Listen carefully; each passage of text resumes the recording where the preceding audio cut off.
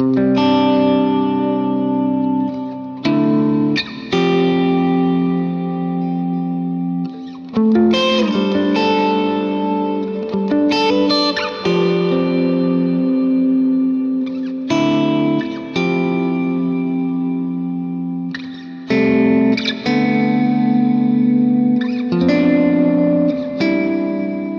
guys, my name is Joshua De La Victoria. I'm a guitarist based in Southern California. I wanted to talk about a really simple concept that I think you can take and kind of expand upon and create some really amazing sounding chord progressions. Everything that I was playing earlier in this video is all using this concept, just kind of in an improvised context. But you can take this and write music with it, or kind of just use it as a way to learn more of the fretboard and new chord shapes. It all starts with taking a chord scale.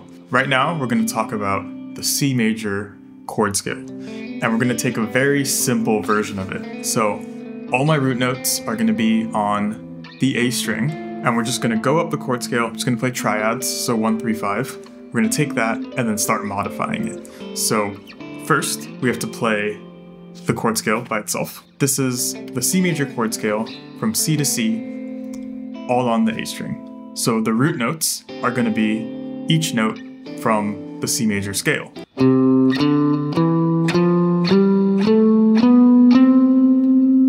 So that's going to be the root note of each chord. And then now we're going to build our chord using the 1, 3, 5. For the first chord, C, the C's are 1, so now we need to find our 3, which is just 3 notes up using the major scale. So 1, 2, 3. So the E is our third, and then we need our 5. 1, 2, 3, 4, 5. So the G is going to be our 5. So to play this as a chord, I'm going to take this third and move it up an octave. So now my chord is going to be 1, 5, 3.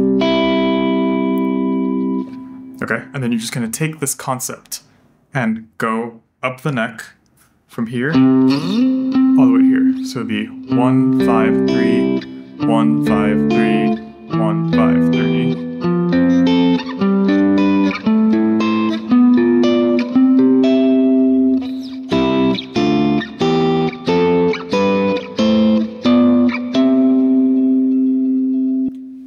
So this is the C major chord scale. Now what we're going to do after this is all based around these shapes. So like the first exercise, let's substitute the third. So maybe instead of playing a third, we could play a 2. So if we know that this is our third, the 2 is just one interval backwards. So 3, 2. So that's our 2 note. So now, every time we were going to play a 3, we can instead play a 2. And then the next chord.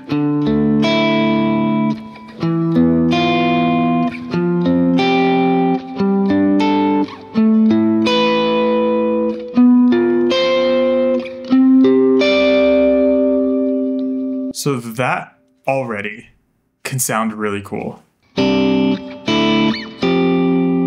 I was using some of these voicings in the beginning part, so going like...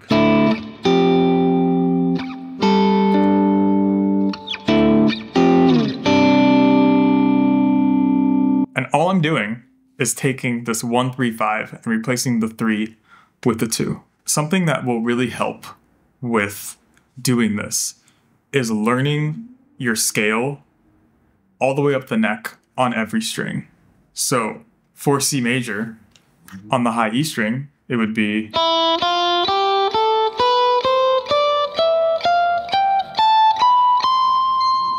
And then on the B string...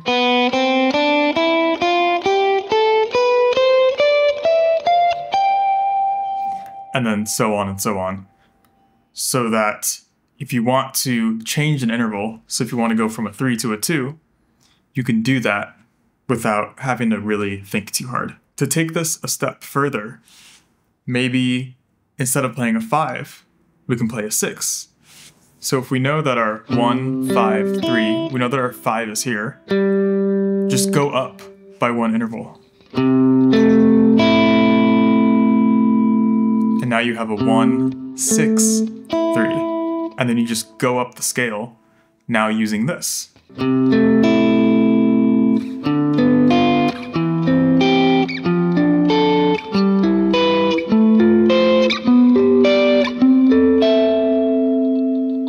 Now you have these really, really cool sounding chords.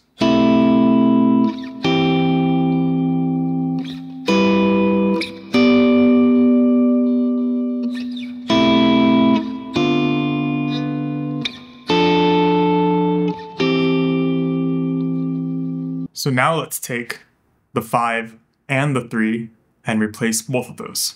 So now instead of playing 1, 5, 3, I'm gonna play 1, 6, 2. And then you just take that and go up the chord scale.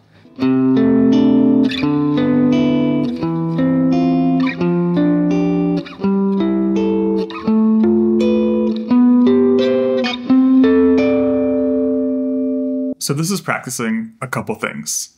You're hearing different chord voicings, all in C major, which is really cool and can help you be kind of creative and write new chord progressions.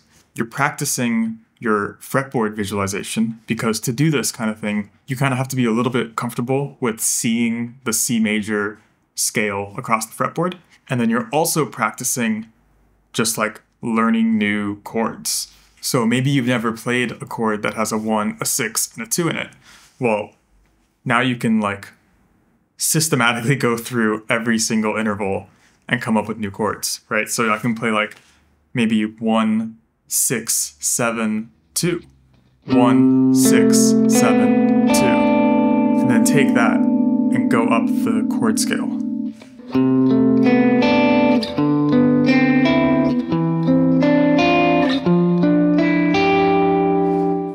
And so on.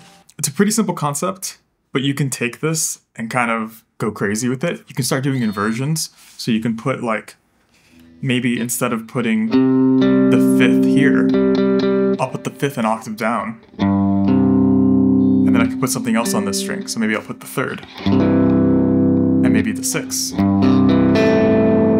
And then you take that and go up the neck with that chord scale. Another exercise to try this with would be to come up with a chord progression. So maybe something like, I don't know, 1, 6, 4, 5.